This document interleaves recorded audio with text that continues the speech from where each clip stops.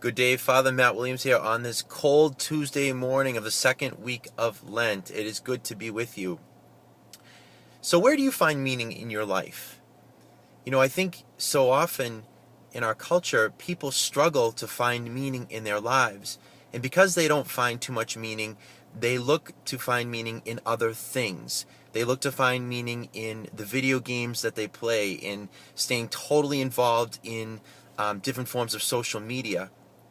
And yet, there's some kind of emptiness that they're seeking to fill through that, because we're devoid of meaning. And Jesus kind of addresses this indirectly, I guess you could say, in the gospel today, when he talks about the Pharisees who perform works to be seen. They widen their phylacteries. The phylacteries are like these leather boxes that they would attach to their wrists and around their foreheads, as the law of Moses had asked, as a way of kind of like remembering the law and keeping God at the loving God with all their mind, heart, soul, and all of their strength. So it was a way of an outward sign of reminding of that. Well, Jesus criticized them because it says that they lengthen their phylacteries, they widen their phylacteries, and that they lengthen their tassels. And the Lord had asked them to have these tassels on the corner of their garments to remind them to keep the commandments. So this whole aspect of like widening and lengthening so that people would see how holy they were from the outside. And then Jesus says, they love places of honor. They love seats of honor in the synagogues, greetings in marketplaces, and the salutation rabbi.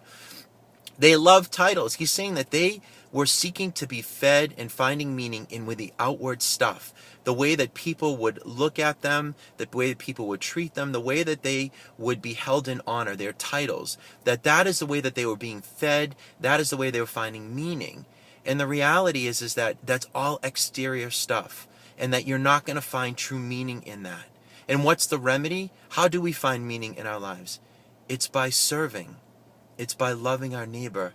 It's by giving ourselves as a gift to another. Further on, Jesus says in the same passage that we read today in the Gospel, Matthew 23, he says, "The greatest among you must be your servant."